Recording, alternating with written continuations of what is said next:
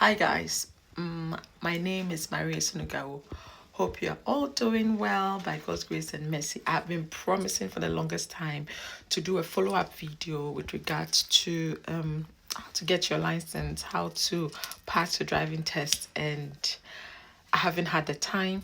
So I just told myself that, well, there's this book where I used to write a few notes when I go for this driving license instruction or driving let me just call it driving instruction with my instructor, and there are just things that I wrote down that I kept reading over that were also essential. So I thought, why not share this for all you know? Somebody's going to have a test tomorrow, next week, next month, and might need them. So I said, well, let me share. Because in my journey, I also had a driving instructor that took me for a couple of times, 3 or 4 times. Yes, and because I'm a working mom and I work full time, I work nights, I do not have the time to even go for this test. So what we do is we go at 6 a.m. That tells you that you have to wake up at 5 to get ready. And I had to do that during winter. It was crazy. It was a great sacrifice. And around that time, around that 6 a.m. when we go out for 2 hours driving, it's dark, pitch black, and cold, windy, horrible weather. And that's what we used to do. I think I'm yapping too much. Let's get right in. So the first thing is that you have to, if at any point you stop the car, say you're stopping by the side of the road, left or right, whatever, if at any point you stop the car or you're stopping because you want to reverse, you have to do the 6-point check. That is, you check this side mirror, you check the back, check this side mirror, check the front one, check the other mirror, check the back. Do you get what I mean? You have to do that 6-point check. Very important. And then on the country road, when you are on the country road, most of those country roads are really tiny. You cannot even imagine that one car can pass, but 2 cars are supposed to pass on that country road. And the speed limit on most of those roads are like 60, 50, 40. But it's very dangerous to just continually going on that 60 because there are burns and turns. So what you do is, when you can see straight ahead, you go real fast. And when you reach a burn, you have to slow down because you cannot see if another car is coming. When you go on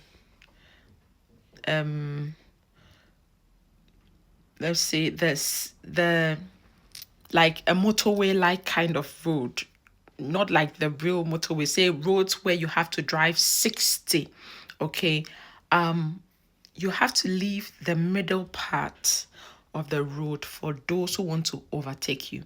So you who is driving, if the road is that big, you be on this side of the road and leave the middle part for whoever wants to overtake you, okay? So you have to keep that in mind and not drive in the middle where the line divides those going and those coming. Don't go and drive by that line. Drive by the line away from the middle, if that makes sense. And also when you're turning right, you have to move to the middle of the road. That is very, very tricky because in Africa or most African countries, I think, we do not have that middle island. So here in most roads, they have that middle island. So when you're turning right, you move into that middle island. You will see an arrow for roads that have the markings.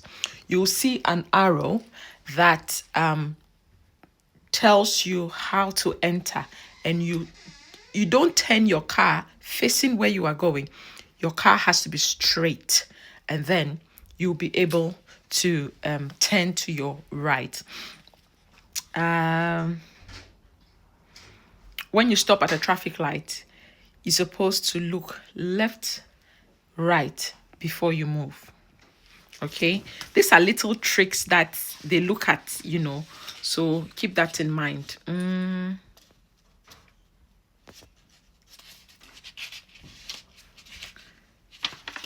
then when you stop at the traffic light, don't park far away from the traffic light, because the traffic light has sensors to be able to see you, to be able to sense you, and then turn the light green on your side. So if you park real far away from it, it won't be able to sense you. So you have to park close.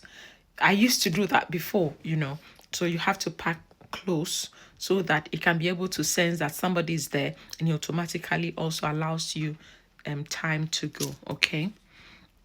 When you get to a sign that says stop, really stop, and then count 1, 2, 3. Then you move out of the road. You move out slowly, looking left, right, making sure it's clear, and then you move out. Keep that in mind. You have to stop, and in your mind you count 1, 2, 3. Then you start rolling out slowly, looking left and right. And then when you are going right, just follow when you are turning from that stop or whatever, when you're turning onto the road, you just have to follow the bend. Sometimes you stop, go inside, turn. No, just follow the bend when you are turning. Okay. When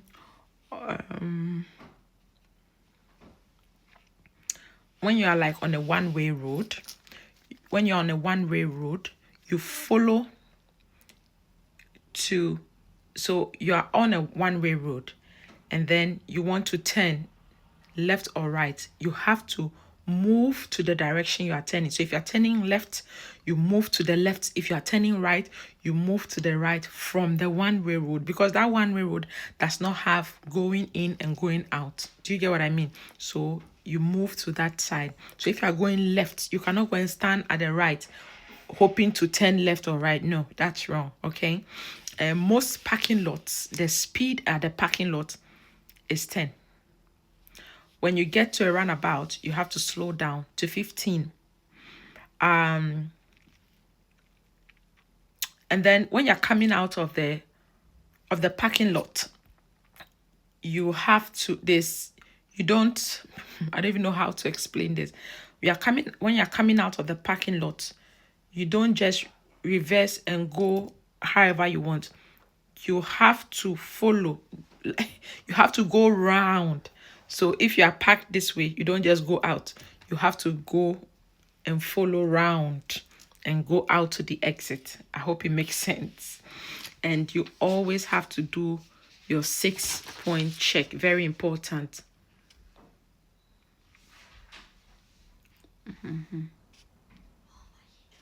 On the roundabout, going left, exiting. When you are exiting the roundabout, you have to make sure that you look to the right. When you are going left, you have to make sure that you look to the right, because you have to give way to whoever is coming on your right. Okay.